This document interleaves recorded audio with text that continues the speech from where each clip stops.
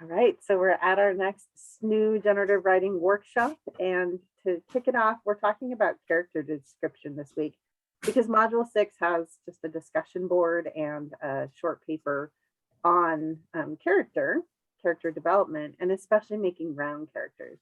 And many of you are doing a great job with that already, but it's always a great reminder that that your character isn't just one way, and not just your protagonist, right? So like the other people, especially your antagonist. So say you have this great, nice person who's your main character, and then somebody's coming after them.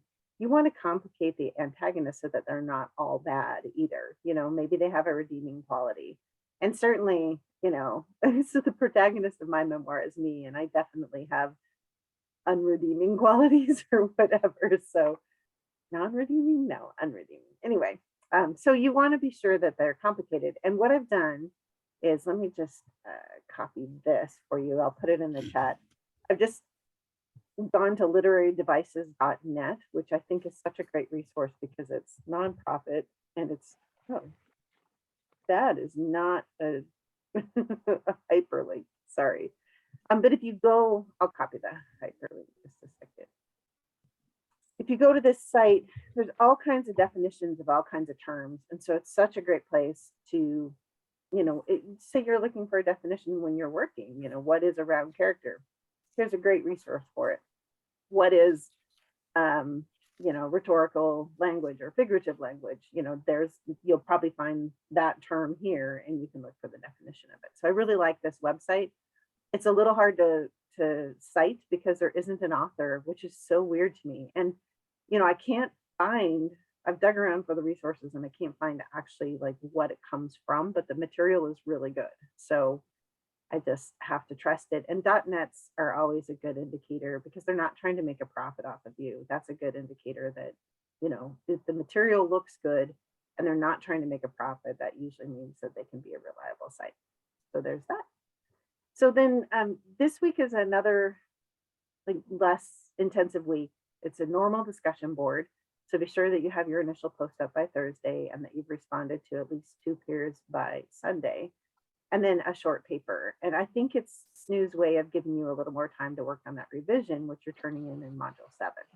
So for Module 7, you have your last draft before you turn in the final project for your story. And I think I've said this in all of your feedback, but I want to remind everybody all along, every time you turn in your creative work, the top score is proficient in English 529 until the final project. And then the top score is exemplary. So, technically you could be doing proficient work all along and maybe not hit exemplary when we get to the final project, which is my way of saying, keep striving. If you're getting top scores now, the top score is like a higher scale when you get to the final project. So definitely be doing revision. And I think I said this to everyone as well, but I want to remind you, this revision is a great chance to experiment, to blow up your writing and say, I'm going to do something crazy and see if it works. And you won't lose points for that because I think it's really important to shake yourself up from this sort of solid entrenched path that you're on with your creative writing right now. You can shake yourself up and do something unexpected, like all of a sudden make your character do something crazy or take it in another direction or whatever, just to see what happens to your story. And if it's not any good, you can go back. But I think it's just a great time, especially if you didn't get a lot of feedback from me for a lot of changes, like this is great as it is, that's the time to get experimental because you can always switch it back for the final project if you want. So any questions about the week coming up? I don't think so. Great. Okay, great. One of the things that you're focusing on for that short paper, it's actually a creative writing scene, and then you're going to analyze what you did, but it's going to be trying to develop something around your character. And a lot of people so far, as I've done the writing workshop, because it always happens before Module 6, a lot of people end up using the material from today in their papers. It just ends up working well. So what we're going to be focusing on for the writing workshop today is expanding something about a character in your writing. Typically it's your main character, but it could be anybody. And if you don't feel like writing about a character in your writing, you can do this about yourself. You can make it, autofiction or nonfiction as you're writing today. But, you know, if you're trying to do something with the work that you have for classes, then this is a great chance to do it. Does that make sense? Yes. Kind of prepping your head to think about your characters. Okay, so what's your biggest problem? I want to ask you, like, when you're working with your character, when do you think you might fail to make that character more complex?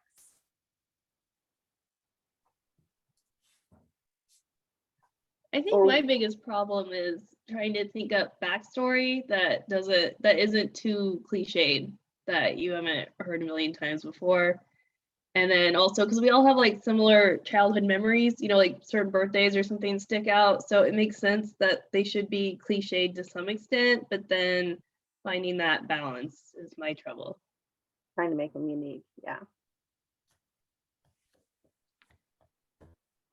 My biggest problem is like just finding enough space to put it in, because from my story, like Matthew was divorced, but then I thought, okay, how do I work this in? It's taking up too much space, or now it's too little, so it's just an aside. No, I just took it out because that was easier. I'm really sympathetic to you because yesterday I cut like 3,000 words from my memoir. So I really do know, just in one place. So I really do know how you're feeling. And Gina, I was hoping, could you speak up for a moment for them? Because you had to dramatically cut the piece that we worked on together in English 529.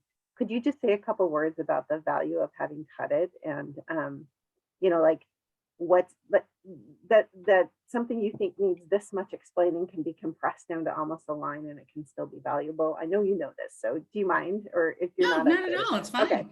Okay. Yeah, I sometimes get too overly much with my descriptions. I had a character, and Lauren, you talk about having them have cliche. She was somewhat cliche. She was a corporate. I remember I'm talking about Vidya, my character from your class. Yep. So she was a corporate woman, and she really rose to the top, and she was very cliched. She just wanted to live a simple life. So I had her I attempted a dream sequence, and my thing is I added so much detail and so much information. And I really had to condense it because, what is it, 2,500 words? That's Is that the what? math. Yeah. Okay, yeah. I had way over that. So you just have to be very mindful, I think, of what really you feel is most important. Because one of my scenes, she came up upon a barrel that was like cut in half. They had the flowers in it. And I researched flowers and colors and descriptions because I really had to strive for bringing the senses into my work, because that's not something I do inherently. And fiction is very hard for me, actually. So I did all the research, and I might have, 500 words, but then I kind of got it down to a couple sentences, because you just really, I don't know, you just have to think what's going to be the most impactful words. I cut out a lot of adjectives, a lot of adverbs. That's, this, is, at, but, all those, they add up. But you can say a lot with a lot less words. And I think, Dr. Max, I think you had us do, I think it was an exercise where we either had to count the words in a sentence or to see if there's like patterns, and one sentence might have 23 words and the next sentence might have 8. Just to kind of give it, I don't know, I don't remember exactly, but just to help it flow. But it's challenging. So I know you guys, I don't know if you're over your words right now. You'll be amazed at how much you can take out and still keep the story exactly the same, if not better, because each word has to be just so much more intentional. It really has to pack a punch. I'm still learning that. I'm always going to learn that, but I hope that helped a little bit. Just you need less than you think. Yeah, and actually what you mentioned, Gina, the announcement that'll drop at midnight tonight for Jonathan and Lauren, that announcement has that exercise in it. So I'm glad that Gina found it meaningful, and I hope you'll make an effort to look at the announcement and see the exercises in there, because it's a move that happened in a Janet Fitch Art of the Workshop class, and I checked in with her, and she's fine with me. She's an author that, if you don't know her, she's pretty amazing. She wrote White Oleander and these 2 Russian books and Painted Black. Anyway, she's fine with me using it in the class and here. And so the exercise really forces you to break down sentences to a level you didn't expect. And the other thing, and this is one of my cohort friends reminded me that I should maybe describe this way. As I keep talking about how, like, why are you telling this story? And you know, what happens across the course of the story that makes it worth us hearing it? He said, well, ask them what their character believes at the beginning of the story and what has changed about the character's beliefs by the end of the story. And I think that's such a great way to put it. It's the same thing I'm trying to say, but better, because then you can see a change that is happening. Or if your character, again, isn't changing in their beliefs, what about your reader? Your reader, what did they believe at the beginning of the story? And then how is that belief somehow shifted by the end of it? And I keep referring to something like worldview. And what I mean is just that maybe we see the world in a new way, but there's just no point in telling a story unless it helps shift somebody's understanding of the way we see the world. So I wanted to emphasize that. And so please do look at that announcement because I think it's a really good one. I was laughing because I was revisiting it today before we had this get together. And, you know, I put some of my own writing in it because I demonstrate for you how I did it in the workshop. And already that writing feels old to me because it is from, gosh, I think almost a year ago. And it's so fascinating because it doesn't feel like mine anymore because I was mimicking a different author. It doesn't sound like me. And so it's really fun. I just hope that you'll see the value in that. And what I mean by talking about now that belief or change that your character has, if you need to cut down words, I want you to be thinking how everything serves the bigger purpose that your story is about. And so, for example, in my own memoir, I have this really fun writing about going through survival training and evading aggressors and crawling through the ground and just, you know, all this stuff. And I was like, but none of it ties back to that feeling that I had imposter syndrome. Like I was actually kind of successfully being what I was supposed to be. And I slashed 3,000 words out of it. So, you know, it's important for you to consider what your story is about. And you can cut the stuff that doesn't serve that. So in your case, Jonathan, if Matthew's divorce serves what the story is about, you'll have to find a way to make space for it. But there'll be things you can take out if they don't serve it. And maybe you don't need all the examples of, you know, like maybe you have 5 things that serve the story, but you're out of room. Go down to the most important ones. And what ends up happening with it, I promise, is they'll be the best examples and the story will be the most polished it can be. And it really will be, you know, a better story for having to have shaved down all the fluff and got it to its essential parts. Does that make sense? Yes. Okay. Great, thank you. So I want us to write. That's what we're here for, right?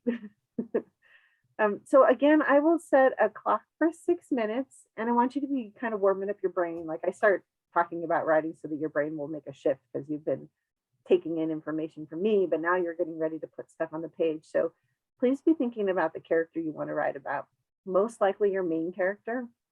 And for Lauren, I know that you had English 520 where you did that Proust questionnaire, right? Yeah. So I highly recommend if you're using a different character and you haven't done those questions on your character, do it because some things will emerge that make you realize, oh, I didn't know that about her or him or whatever.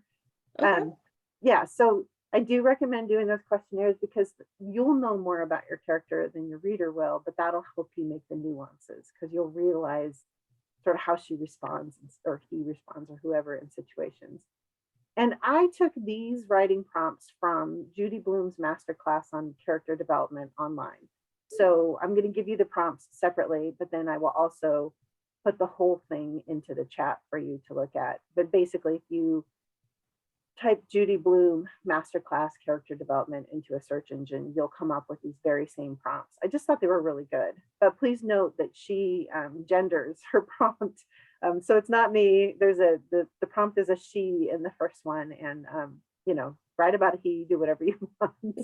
I just wanted to warn you that that happens. And so I'm going to talk to you a bit about this prompt, and then we'll get going on the timed part of the writing.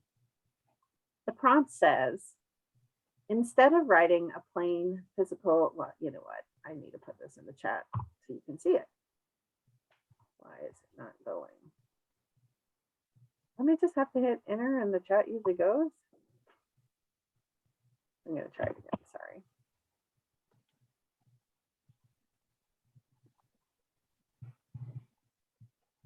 It is not playing nice. Let me try again. So we're going to go beyond a plain physical description. There we go. Instead of writing a plain physical description, try viewing your character through a creative lens. Does your character have a nickname? What did the person do to earn it? Does it refer to appearance, attitude? How does the person feel about, and then it, of course, cut off the last word.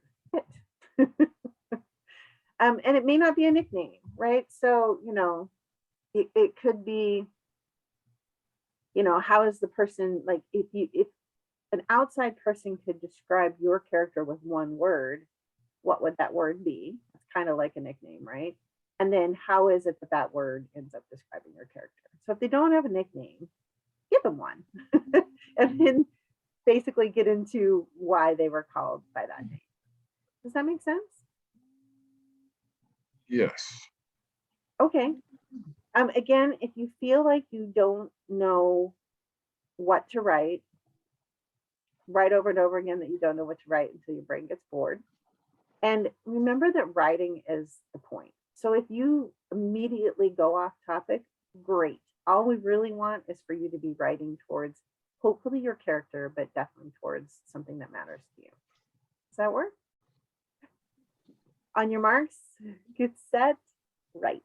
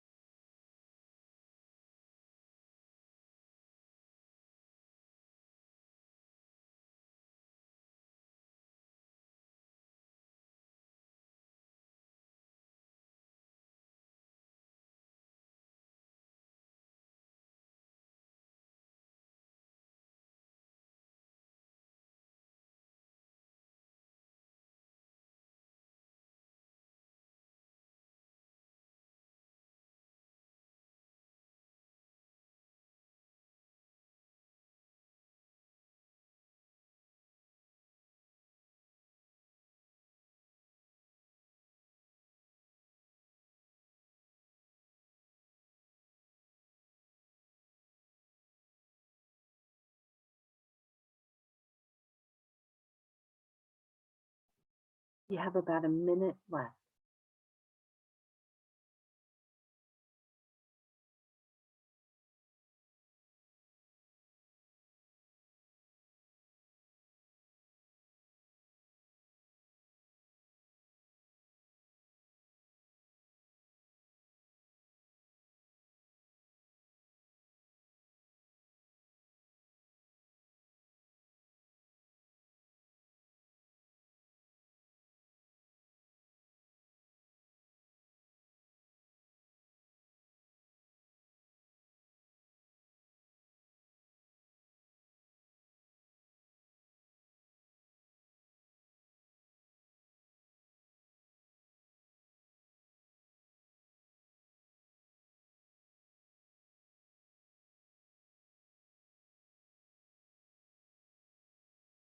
Okay, you'll want to start wrapping things up.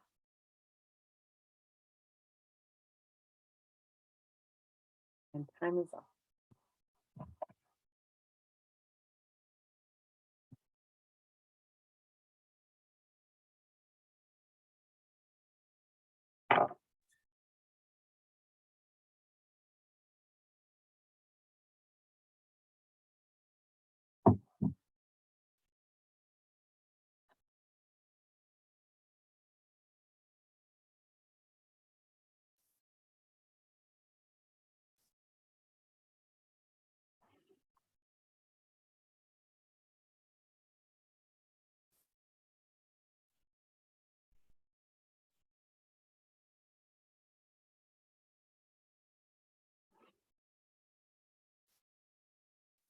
I can see why some of you must be having trouble going long.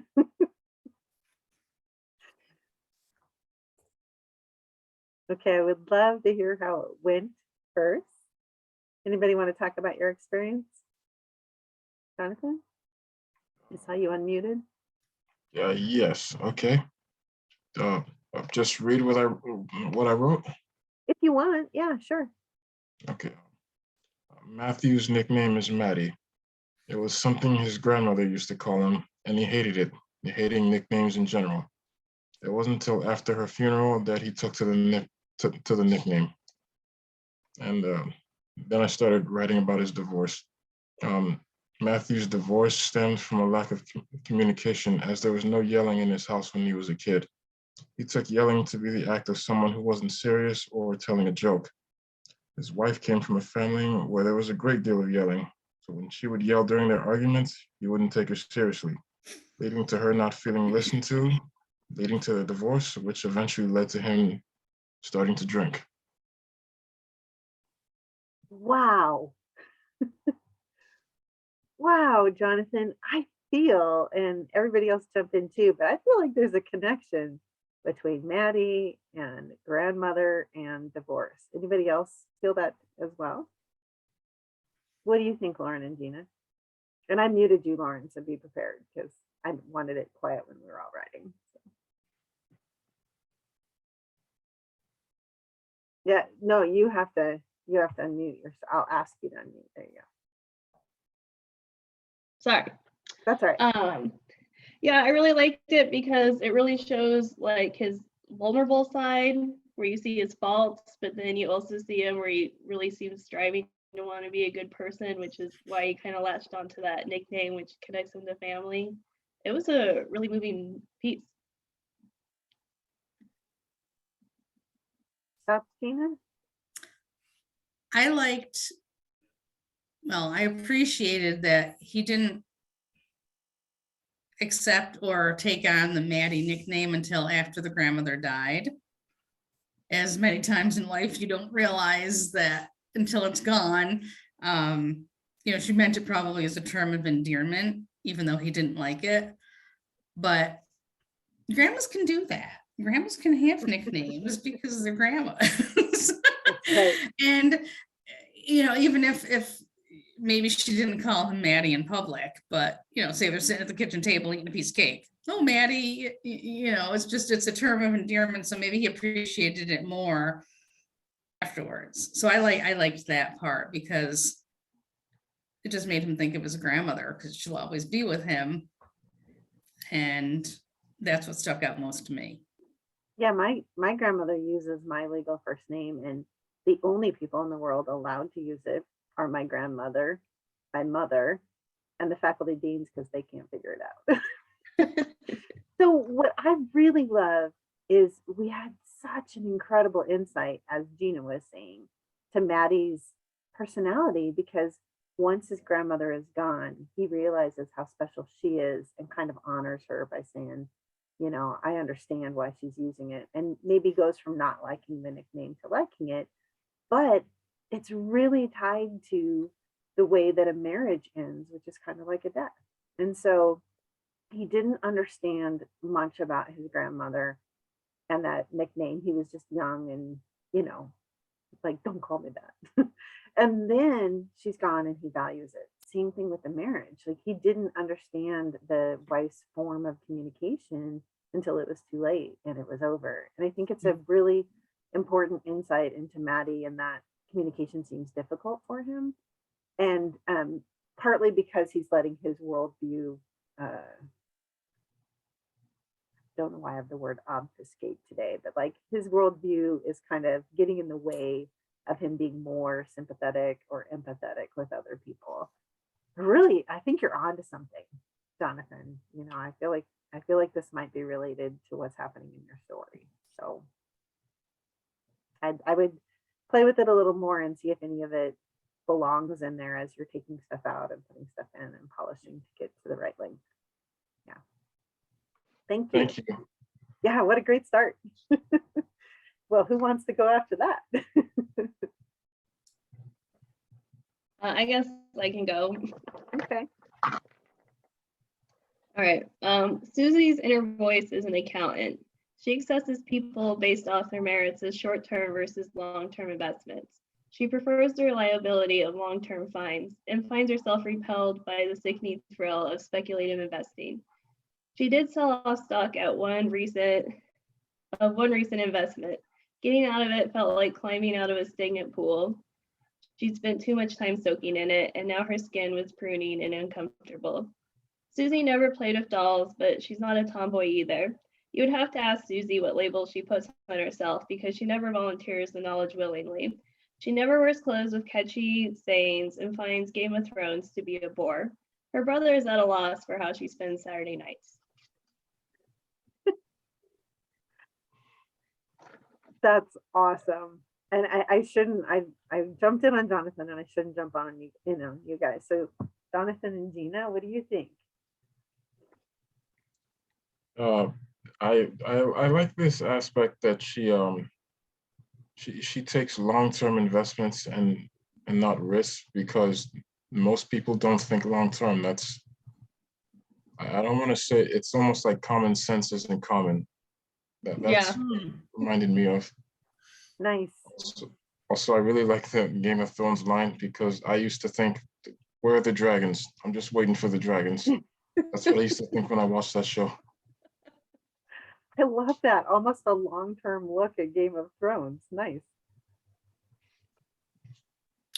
I liked the brothers didn't know what she did on Saturday night. She wasn't a tomboy, but I liked that aspect of it, because it was just, you tell couple different sides of her character. As Jonathan said, she thinks about long-term investments and her skin getting pruny. I liked that too. Like, you soaking in it too much. Was it a good long-term? Well, was it a good one? Was it a bad investment? Was it a good investment? But then thinking how maybe another part of her brain works, whereas you bring in a tomboy, she's not really a tomboy. What does she do? So I think to me, I picked up just a couple different facets of her personality, which was interesting. I don't know a lot about her personality, but just that it's multifaceted and you could go in many directions with that. Thank you. Yeah, so what was so fantastic was we know what Susie isn't. We don't really know for sure what Susie is. And she's so close. And you said this yourself. Nobody could give her a nickname because nobody knows enough to give her a nickname. And then she's not a tomboy. She's not a risk taker. You know what I mean? And so it's like, oh my goodness. I would love for, when you don't have to read for the rest of us, do a Susie is one. What is she? Because this was so wonderfully negative. I mean, not negative as in not positive and negative, Right. but just the negations of what she isn't. And I love, again, I'm stuck in my personal world because I have this manuscript too, but I have the same thing where I'm trying to explain that I was a tomboy, but I was definitely a girl, I mean, like, I had my truck and trailer toys and I had a pink dress, and both of them were important to me. So for Susie, how are you going to say what she is, and maybe take her all the way back to childhood and think about how she behaved as a child and what toys she played with and what she wanted to do. Oh my gosh, Josani's been there how long? Oh goodness. Anyway, take her back to childhood and figure out what she was doing then to maybe give you some Susie is's, right? Because by the Right. time we're adults, we've sort of shaped ourselves into not admitting what we are. And that's what it sounds like with her. And I love it. And I mean, have you ever done that sketching exercise where you sketch around something and then the white space on the page tells you what's missing? I mean, right now, that's what we're having for Susie. We know what she looks like because we know what she isn't. So it might be fun to find out what she is. That was just great, the way that her character resisted a nickname, anything. It's fantastic. Thank you. So hi, Josandra. I hope you weren't out there for a long time. I only just noticed you and I apologize for that. No, hi everyone. Sorry, I dance practice, but I'm here now. Yeah, I'm glad you're here. It's always a jump in kind of thing. So Jasandi, I put the prompt that we just did in the chat so that you could copy it and do it another time, just so you don't miss out on the first prompt. And then we just had Jonathan and Lauren read and did some amazing insight to their characters, either by the nicknames that they went by or refusing to be nicknamed, which is fantastic. And so we're on to Gina. Do you have something you want to read? You don't have to if you don't want to. I'll read. I mean, I didn't do it based on my character from so many classes ago, but as you said, I just wrote what came to me. Yeah. But it is nickname based, so it's all good. Awesome. I mean, writing is all that matters. Yes. Gina Bina. When in 6th grade, it was actually Farrah, as in Farrah Fawcett from the 1970s TV show Charlie's Angels. Hair looked just like Farrah Fawcett's, but the long hair with what her friends called sausage roll curls, framing her olive, smooth, and youthful complexion. While never meant to be or referred to as any type of derogatory ethnic slur, Gina Bina slowly turned into Beaner and has stuck for decades. So much so now, just known as Beaner by coworkers and some friends. Beaner's brother-in-law asked his son and daughter when they were about 4 and 6 years old, "Do you know what Aunt Bean's first and real name is?" To which the youngsters replied, "It's Bean." They were shocked to learn that their Aunt Bean's first name was really Gina. To this day, they opted for the more quirky and unique Aunt Bean. As far as Gina Weena, I made a comment to my college roommates when I was 18 years old, probably while imbibing, I'm sure, and being silly. You know, the things you do with your college roommates when you're 18 years old. I told them my mom used to call me sometimes Gina Weena, and hence Gina Weena, Weenie, Weensy, Wiener Schnitzel, and sometimes just Schnitz was born. I've been Bean, Beaner, Weensy, Wiener, and Schnitz for over 35 years. Some people do call me Gina. I still answer to all three. Now you know, I feel like we just bonded. I'm just trying to pick which one I'm going to use from now on. Okay, thoughts. I don't want to jump in on top of the rest of you. I thought it was really great because you really show how a nickname builds a life of its own and kind of can take over. So yeah, where people forget, and then how as you kind of can show different milestones of your life where the nickname changes. I think you should insist on people calling you Farrah. Go back to that. Oh God. That was so crazy. I was like 12. It's okay. I did though. Well, and my hair was brown. which hasn't been brown in a long time, but yeah, I had it going on. I don't know. There was something so like charming about the part where they're like, "What's your first name?" I'm like Bean. That part really stuck out to me. Like it just like the name itself has like history that it was really beautiful. I really enjoyed the beginning and how it tied into the ending, because the beginning actually felt like I was listening to a poem. And I like how you tied that, back to the ending with the Gina, Wiener, and I can't say it all, but it was really lyrical. Thank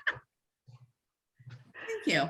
Oh, fantastic. You know what you got me thinking about, and I love that you wrote some autobiography simply because that's the world I'm in right now.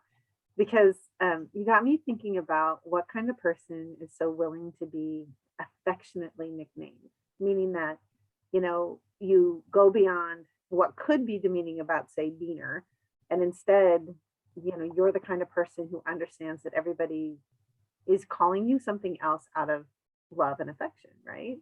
Mm-hmm. And that tells us something about you as a character. Like, so when we write nonfiction about ourselves, the person on the page is still a character because we can't get our whole selves down. And so we've learned something about you, Gina, but also in a character form. And she's somebody I really like, because she's saying, that these people added these names onto her and that she likes it, it's fine by her. And it would be interesting for you to, on your own, like do a timed writing prompt for yourself where you maybe wrote about how you felt. So like, one, who calls you which names and how you feel when they call them to you? And do you ever call you them? And then do you ever feel resentful, or do you always feel warm about it? Or do you ever wish that somebody would just call you Gina? I mean, your coworkers are calling you Bean. So it's very fascinating that these nicknames are all coming in over the top of the name that you are given, right? And the one that I know, because SNHU has, until a term or two ago, has been pretty hard over that your legal name is showing everywhere. And so we all know you by your legal name only, which is, very formal when you aren't that formal person, it sounds like. So I'm not formal, no, but it's interesting too, because my current job where I've been for 20 years, this is the only place when I went in, because you have to have the badge, the background check. So I'm just Gina there, but people I worked with 20 years ago, 25 days, I'll call them up and like, hey Bean, what's up? So but when I got to this job, it's like, I didn't put the Bean because I just, but yeah, so I had to kind of not grow up a little bit, but just kind of be a little more professional in this role. But yeah, it's interesting how the people that really know me, that I'm still Bean or Weensy. Yeah, I think the four of us can count ourselves among the people who kind of know you now. Oh, just call me Beaner. It's all good. Which is a privilege. It's a privilege to get to know somebody, right? I never get mad when people call me that either, because it's like a term of endearment. My grandson, I call him Bunny. Good God, he's going to be 13. All my coworkers like, why the hell are you calling your 13-year-old grandson Bunny? My I don't do it in public, but it's the term of endearment. It's like he's a little love bunny. My daughter called him Bunny when he was little. We didn't know we were both calling him Bunny until one day I'm like, well, he's my love bunny. And she's like, well, he's my love bunny. So now he's Bunny. That's so funny. That's really funny. I would have gone through a teenage phase where that was awful. And as an adult, that would be great. But if you have ever read, and I highly recommend this book, Donna Tartt, and her name is spelled Tartt, and it's called A Secret History. And it's actually set on the Bennington campus where I went to get my MFA. But there's a bunny in there, and it might destroy the name for you. So you should read that. And what's it called? A Secret History. Okay. Yeah, I recommend the book. She's the one that wrote The Goldfinch that came out a couple years ago and was poorly made into a movie. And Yes. you either love or hate her. And I really admire her. And I loved The Goldfinch, but I listened to it on audio, and the narrator was amazing. So I think that helped. Thanks. Okay, so I have another prompt for you that's supposed to expand your character a little more. And this time we're going to be talking about space. So I want you to think about what space your character has created for themselves. It can be offstage, and offstage means, and I should be really careful because we do have a playwright in the class that I'm having to work to have narration happen, but off the scene of your story. So maybe this won't be in your story, but what's a space that they made uniquely theirs? Is it a bedroom, an expensive car with a perfect gadgets? You know, for me, it would be the kitchen, right? Because I love having the right kind of things in my kitchen. Maybe a private office, but describe your character in that space. And when you do this, when you're writing, it's usually best to have your character doing actions in the space. And I mean, in a perfect world, you bring another person in because your character is never so much exposed for who they are as when they interact with another person. So, but that might be too much. I mean, you could literally just have somebody cooking in a kitchen if it's kitchen, right? I mean, it's a lot to ask in a 6-minute write to say, and bring in another person and use dialogue and whatever works for you, right? But this is the prompt, and I will go ahead and get the clock going on your marks. It's set, right?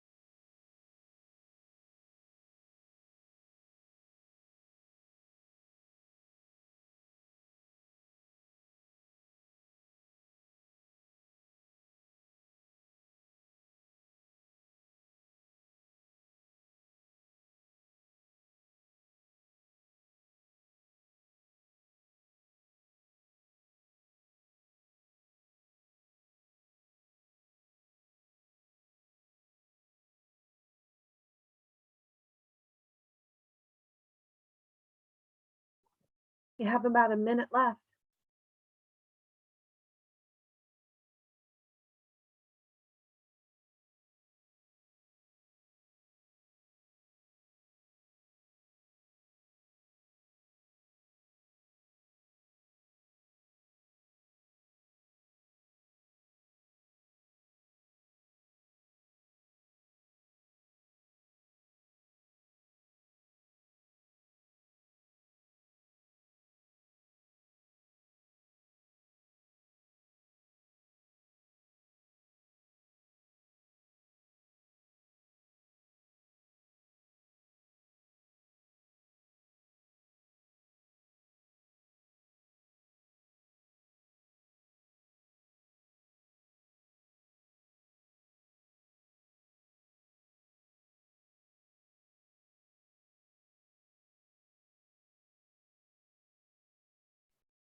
Okay, your time is up.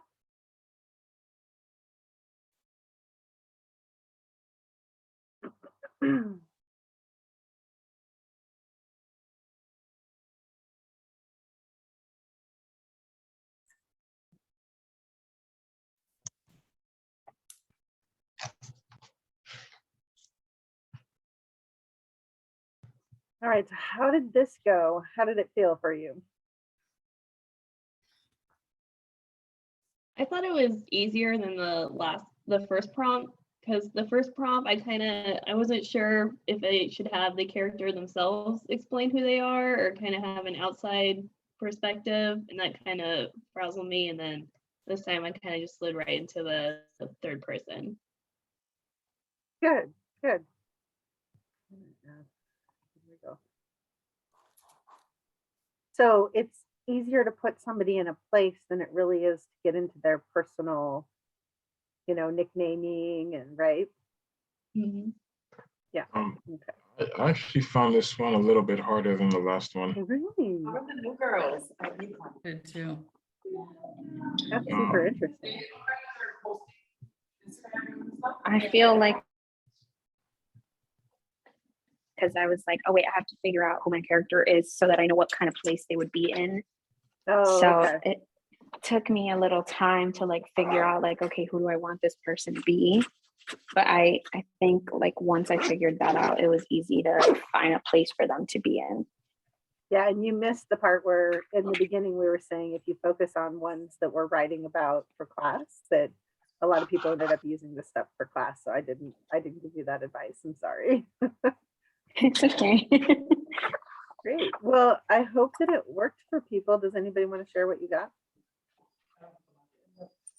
I'll read mine. Okay, great. Okay, Matthew exists in an office. It's on the second floor of the house. The curtains are open, but the window is closed. He doesn't want any street noise distracting him while he's working. The liquor cabinet is off to the side, but it's always open for when he wants to take a break. The chair that he sits in costs $600 because it has great lumbar support. He sits in that chair behind his desk for several hours a day. His desk is filled with folders and documents and pens. The only free space on it is for his laptop. There's no television or stereo because he doesn't want any distractions. The door is always locked. I think that tells us a lot about your character. What do you all think? Absolutely. What do you feel I like really you know did. about Maddie? Yeah. He has expensive taste, but also like really like secluded and needs like his personal space. That's what I got from it. Like almost like he likes to preserve the things that he's spending so much on. Interesting. And Lauren, I accidentally cut you off. What were you going to say? Oh, that's okay. I was gonna kind of say something similar where it did seem like he was kind of in this place of exile, and that was kind of like his safe space, kind of cut himself off from the rest of the world. But also he was still kind of had this sense of responsibility where you have like the nice chair and the he's like busy at work, so he's not just holed up, he's still doing something. So that was like an interesting contradiction. Nice. Yeah, definitely. Gina? Oh, I got a lot out of it. The no street noise, the liquor cabinet, the $600 chair with the great lumbar support. And similar to what the other lady said also, is he needs his space, and the laptop is the center of it all. The reason he needs all this other stuff is because he's working, because he has a laptop, he's working from home, and he's got the door locked. I don't know if he has little kids, I don't know what the deal is, but you can't have distractions when you're working from home, because you can't have distractions. You try not to have distractions. The liquor cabinet, if he needed a break, I can picture him. I don't know what he looks like, but I can picture this person sitting in the very nice $600 chair, the lumbar support, just kind of kicking back, having a glass of something, either relaxing after a long day or being really stressed out and say, screw this ish, I need to go have a drink right now. But he's taking care of himself. He has a good chair, and maybe he takes his job very seriously, but it tells me a lot about that told me a lot about his character, how all the other things are necessary because of what is happening on a laptop, and laptops are pretty small. So it just, I read a lot into it, which was always great fun. So thank you. And I love the one more thing that's related to what all of you said that I took away from it, because thank goodness you can't see around me, but every little piece of space is taken up with the paraphernalia that supports the work that's happening on that laptop. And so he sounds a little cluttered, but not in a bad way, but as if he's busy and the paraphernalia of what he needs is right here at hand for him. So like, it's almost like he's got, he's a starship captain and this is his captain's chair or something, right? So yeah, I mean, I think we learned a lot about Maddie in that room. And it's interesting if you contrast that with what we just learned about him and his nickname and his ability to communicate. That locked door, woo, there's something metaphorical going on there. I don't know what you'll make of it yet, but I feel like there's something there with the locked door and the difficulty communicating and his worldview versus trying to understand other worldviews, because he seems like a great guy. So that's the part that's frustrating, is that because he doesn't seem to communicate that well, I kind of like him. Anybody who embraces a nickname because he didn't like it and then the person who gave it to him died has to be a good guy. So those are my thoughts. Thank you. Who wants to read next? I guess Okay. I can go. Great. All right. Susie insisted on driving to the wedding. Her brother's used Honda was not acceptable. She drove a restored 1980 silver Mercedes. It was boxy and looked safe and economical, but Susie drove with a heavy foot. The brush fire was a convenient excuse for her to floor it around the desert mountain curve. She was deaf to her brother's protests as he gripped the dashboard with self-preservation in mind. Susie was in the zone. Driving was her moment of zen. The car was a manual, and she loved listening to the engine winding up and tuning down and instructing her in a dance of pedal mashing and gear shifting.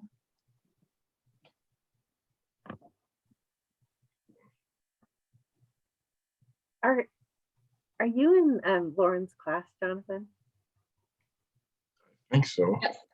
Yeah, okay. You guys definitely should read each other's work, because this piece Lauren has is yeah. Anyway, sorry. Please tell me your thoughts on what Lauren got out of that, especially for those of you who heard the nickname part, bring those together as well. I thought it was very interesting because it almost seems to contradict what we heard in the last one, where she's no one can really pin her down, but she doesn't like short-term investments or risk taking, but at the same time she kind of drives like a crazy person. So I thought that was very interesting. I agree, especially in the context of the whole story. Yeah, I'm not sure if it's kind of where I'm making her two different people, and I'm not sure who I want to pick, or if that's a contradiction I want to exist between, like, with her personality. So I'm not sure at myself. Yeah, fair. I'll talk about that in a second. Cassandra or Gina, anything to add? I will add, they were driving to a wedding, but she was flooring it because there was a brush fire. So someone's getting married while there's a brush fire going on. That's what I took away. And I don't know who was in the car with her, but they were grabbing the dashboard and self-preservation. So yeah, she does sound kind of off the chain a little bit. And why are they, I thought that was interesting because I'd be running away from a brush fire, but they're driving to a wedding. And I don't know the context of the rest of it, but I thought that was fascinating to me. So it's like a little dichotomy. It's like, what are they doing? Where's she going? What's up? Are they driving to like away from the brush fire to the wedding? Or is there a wedding happening and they don't know there's a brush fire? Oh yeah, I'm sorry. It's a little clearer in my story. The story opens where people driving have to get off the highway because there's a brush fire and they're closing it. And she happens to be driving back from a wedding, which is kind of the explanation for why she's stranded in this kind of no man's land that she wouldn't normally be in, that progresses the rest of the story. So Okay. Yeah, and I mean, I think it would be fascinating for people to know that the place everybody has to pull up is a casino. So here's our non-risk taker sitting at a roulette table. I mean, that's how things open. So I'm just fascinated by the sort of ambivalence that's happening, Lauren, in the best ways, because you're not sure about her as a character. She's really, she's showing, she's risk averse, and then she's taken risks. And I love this because I think that your story also ends in that way, where, it would be so fascinating to go back to her childhood and try to figure out, was she more of a risk taker and what stopped her? Because I think knowing how your story right now ends anyway, I think she's a little bit open to risk in the best ways, because you leave ambiguous, where the ball's dropping, right? And so I think that I think you're really onto something with this character, and it's definitely worth exploring more, because I think she really is complicated in this way. I think you've been writing her as tipping between these two ways she sees herself. And as somebody who's growing older and is dealing with who I've sort of been and who I want to be and that kind of thing, it really resonates with me anyway, because we don't take risks because we're thinking long term, and what does that do to the rest of our life, right? right. If you're that kind of person. So lots to think about. I'm really excited, Lauren. I think that you're learning a lot about Susie in these exercises, which is great. I am. Thank you. And I think it's stuff that you probably knew about her. It's just drawing it out. Right. Yeah. Do you have something you want to read, either Gina or just Sandy? My two alumni. Sure. I can go. All right. Jill opened the door at the back of the kitchen that led into the two-car garage. The entire garage was cluttered in the type of way that overwhelms you to look at. It's hard to think or focus on anything because you don't know what to look at. On the right is a wall full of license plates from every state in the country, a montage of Jill's travels and adventures she's proud to accomplish just a year ago. Next up, every country. Directly underneath was a workbench with a series of drawers, black drawers that are metal and with silver handles. On top of each shelf were stacks and stacks of papers, vintage books, cut up magazines. The opposite wall held two refrigerators, a tall, dirty white one with a classic door, and one of those cooler style refrigerators, the type you imagine a dead body could be cut up and placed inside. Both were browning, like they've been in there since before the house was built. That's what I got up to. Awesome. Good start. Thoughts? I really liked it because I got the impression that she's like a very ambitious woman that also sometimes maybe bites off more than she can chew, because then that's kind of like where you get the clutter. And just when you think she's kind of capable of anything, you talk about potentially having a dead body in the fridge, and then it's like, wow, this lady really is open to anything.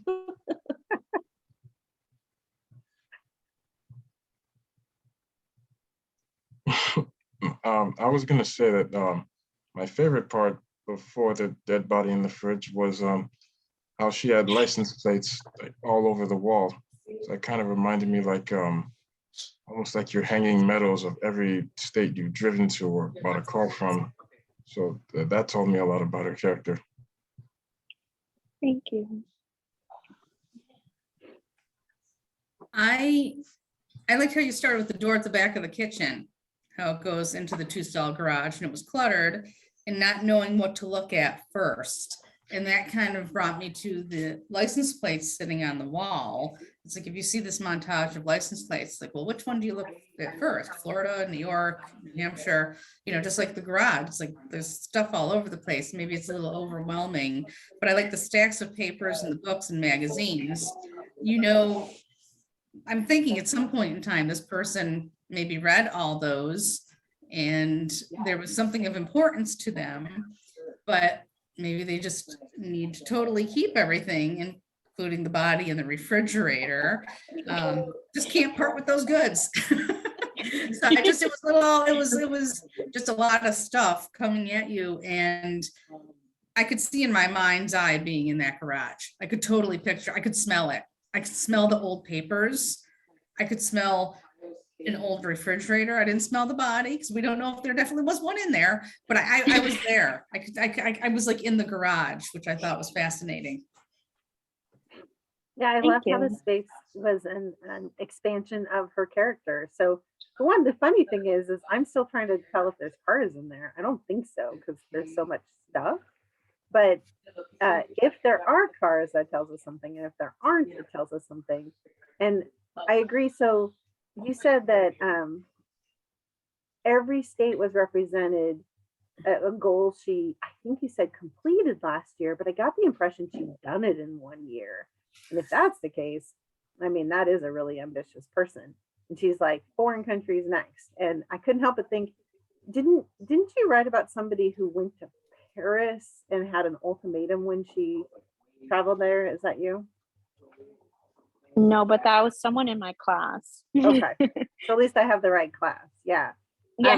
Because I love the idea that if she was this character who I thought she was, you're definitely complicating her by like having all these license plates showing that she travels a lot, but showing she's a heavy reader and that she's also a memento keeper, as Jonathan said, almost like trophies of having, each or medals for each place that she's gone. It really tells us how she values her past, but also how in the best use of the word aggressive is aggressively seeking out her future. So she just seems like a really interesting person. And that glimpse into her room lets us know that. So it was easy for you to characterize her.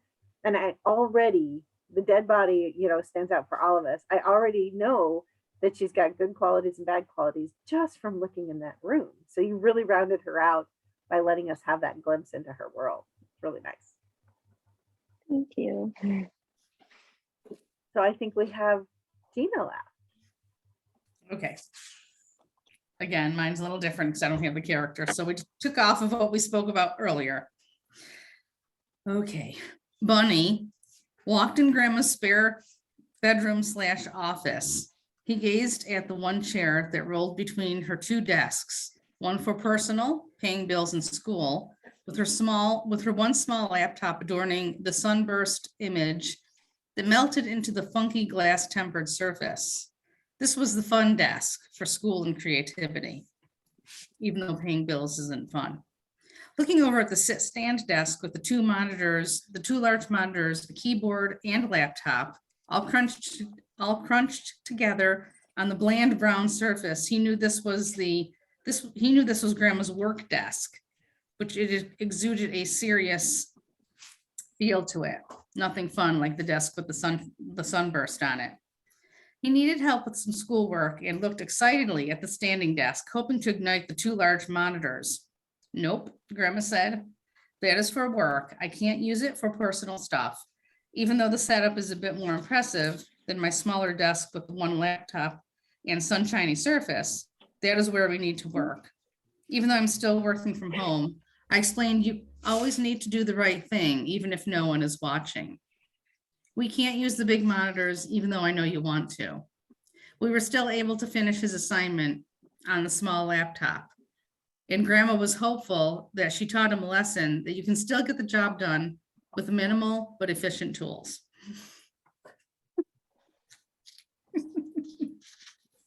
Nice. Okay, thoughts from people. Well done, Grandma. I really like Wow. the description of the, oh, sorry, go ahead. No, keep going. Okay. I really like the description of like the funky desk versus the serious desk.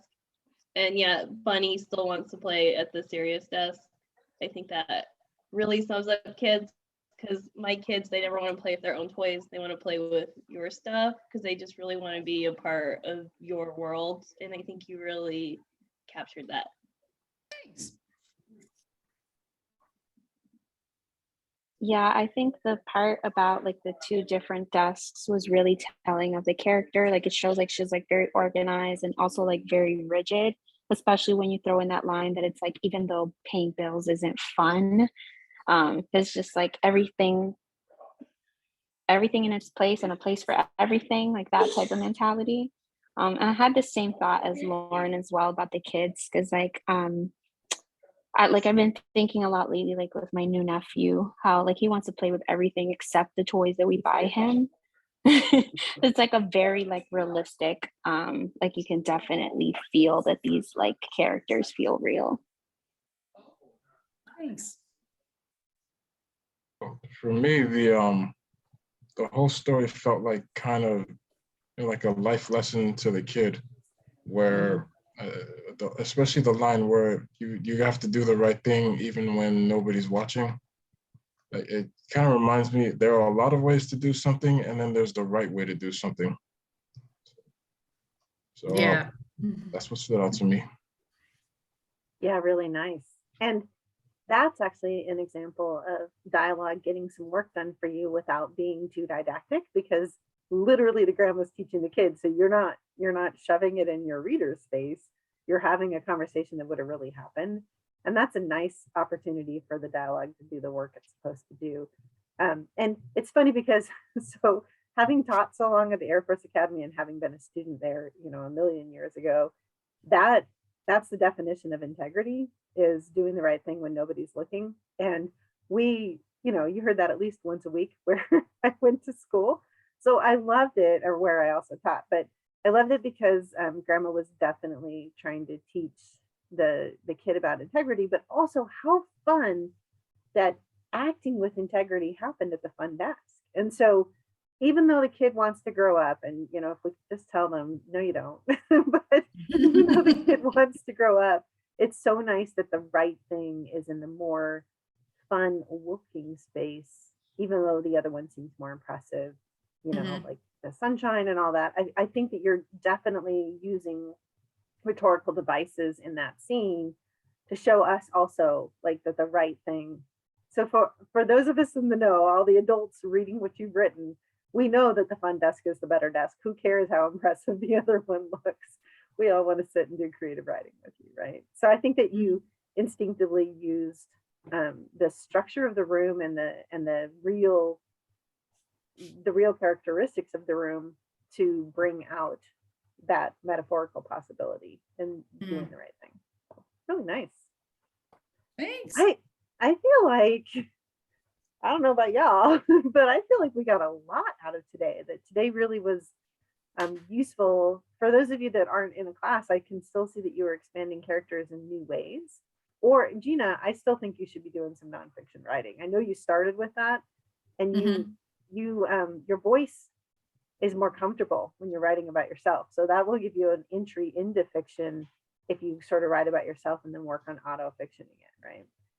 And for Lauren and Jonathan, I mean, because I'm much more closely familiar with your characters now. Wow. I mean, I feel like we just got some really interesting insight to both of them. And Jonathan, that is really complex. Like, I don't know where you're going to go with this. I'm so disappointed. I told everybody, can't wait to see what you do in module 6. And then I remembered it's module 7 that you do this in. So I'm disappointed because I don't get to read, the stories next week, but at least I get to read. And maybe with both of you, I'll be reading a version of what you wrote today, because I think, the assignment for next week, it's only a paragraph. So you're most of the way there. You end up I think rewriting or expanding on something within the piece, but what you've done, might work for that. So if you want to use it, definitely, it's okay. That's what I'm trying to emphasize, is if you end up using it next week, I don't mind seeing it again. It's useful for your work for class.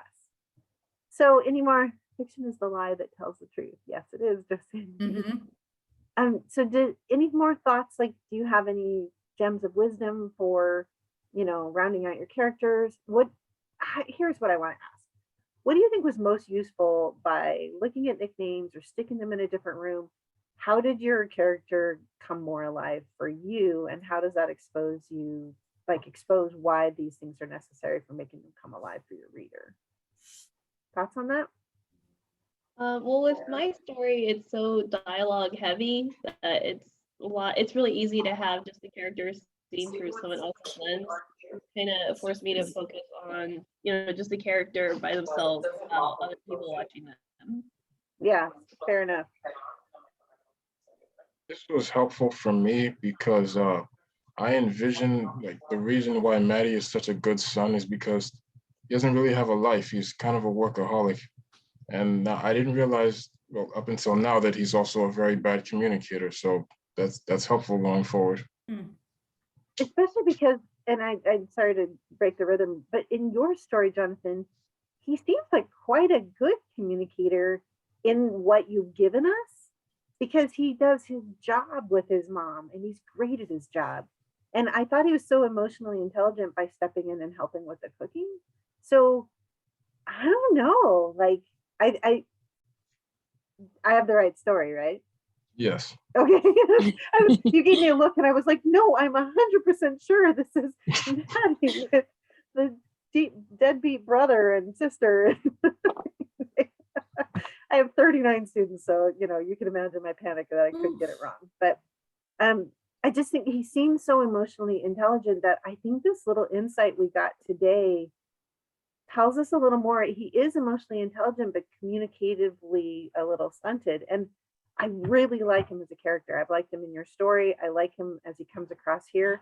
So it's complex, and I really am eager to see what you do with it in your story, because you're right. I mean, this seems to be the bottom line, but he, as a tax attorney, he can lay out how things are supposed to go with this estate, no problem, with his mom, right? So what is it, on the personal level that's tough for him? And is that missing from your story, maybe? Because, man, at the end, he nails it, right? I mean, at the end of your story, he understands perfectly what's happening. He's so emotionally intelligent, and he responds the right way, I think. So I don't know what you're going to do with it. It's a great story, though. Both of you have really good stories going. And I suppose, like, if people are willing to share whatever, over in the Slack space is a place that you could, if you wanted to share with Gina and Just Andy, if they wanted to read your work, you could always sort it out over there for works in progress. Because I know I'm teasing you now, right? You're both are like, what? A casino? What? A tax attorney?